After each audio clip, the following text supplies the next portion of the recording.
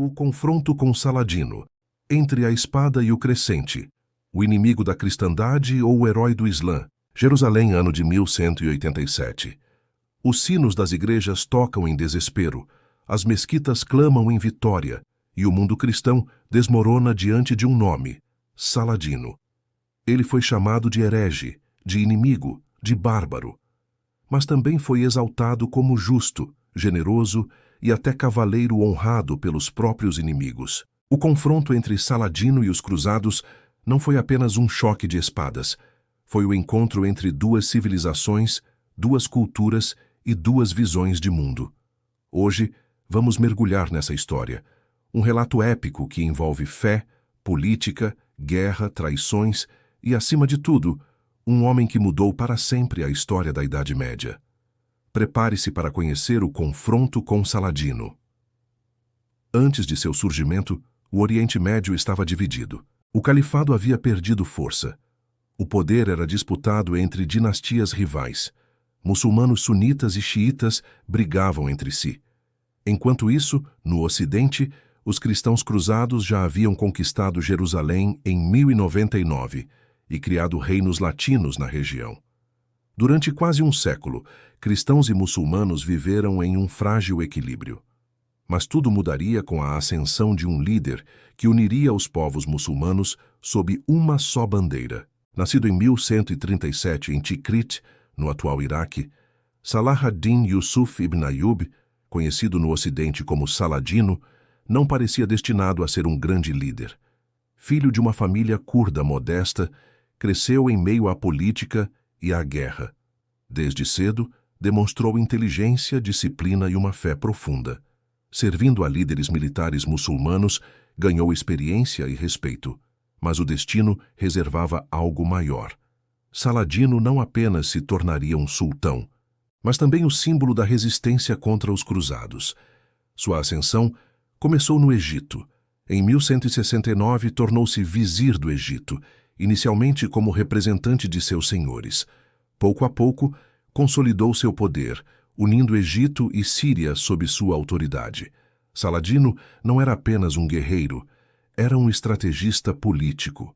Ele soube unir muçulmanos sunitas e xiitas, centralizar poder e, acima de tudo, criar uma visão de unidade contra os invasores cruzados. Enquanto reis e nobres cristãos brigavam entre si, Saladino fortalecia seu império. A década de 1180 foi marcada por tensões crescentes. No reino de Jerusalém, governado por nobres cruzados, reinava a instabilidade. Reis jovens, intrigas palacianas e cavaleiros indisciplinados enfraqueciam o poder cristão. Um dos piores inimigos da paz era Reinaldo de Chatillon, um cruzado que constantemente atacava caravanas muçulmanas, inclusive durante tréguas. Quando Reinaldo atacou uma caravana em 1187, violando um acordo de paz, Saladino considerou isso um insulto imperdoável. Era o momento de agir. O confronto decisivo ocorreu em 4 de julho de 1187, na Batalha de Hattin, perto do Mar da Galileia. O exército cruzado, liderado pelo rei Guy de Lusignan, marchou sob o sol escaldante, mal abastecido de água. Saladino, estrategista genial, cercou os cristãos, cortou suas rotas e incendiou o terreno para sufocá-los com calor e fumaça. Exaustos e desesperados, os cruzados foram derrotados. A relíquia mais sagrada, a Vera Cruz, foi capturada. Reinaldo de Chatillon foi executado pessoalmente por Saladino, que considerava seus crimes imperdoáveis. Essa vitória abriu o caminho para Jerusalém. Em outubro de 1187, Saladino cercou Jerusalém. Diferente do massacre de 1099, quando os cruzados tomaram a cidade e mataram milhares, Saladino agiu de forma diferente. Ele negociou a rendição pacífica. Quem podia pagar um resgate era liberado. Quem não podia, era libertado em massa, sem derramamento de sangue em grande escala. A atitude surpreendeu até mesmo os cristãos, que esperavam vingança brutal. Para o mundo muçulmano, foi a maior vitória desde a chegada dos cruzados. Para o mundo cristão, foi a maior tragédia. A notícia da queda de Jerusalém percorreu a Europa como um raio. Papas, reis e nobres ficaram em choque. A resposta foi imediata. Nascia a Terceira Cruzada. 3 reis cristãos se levantaram: Ricardo Coração de Leão, da Inglaterra; Felipe II Augusto, da França; Frederico Barbarossa, da Alemanha. Seria o maior confronto entre Oriente e Ocidente. Ricardo Coração de Leão e Saladino se tornaram lendas. 2 líderes carismáticos, 2 guerreiros implacáveis. As batalhas foram intensas. Acre, tomada pelos cruzados em 1191. Arsuf, onde Ricardo venceu Saladino em campo aberto. Mas apesar das vitórias de Ricardo, Jerusalém permaneceu fora de alcance. Saladino defendia com inteligência, evitando riscos desnecessários. O respeito entre os dois cresceu. Há relatos de Saladino enviar médicos e até cavalos para Ricardo quando este adoeceu. E mesmo inimigos foram lembrados como modelos de honra cavaleiresca. Em 1192, após anos de guerra, ambos estavam exaustos.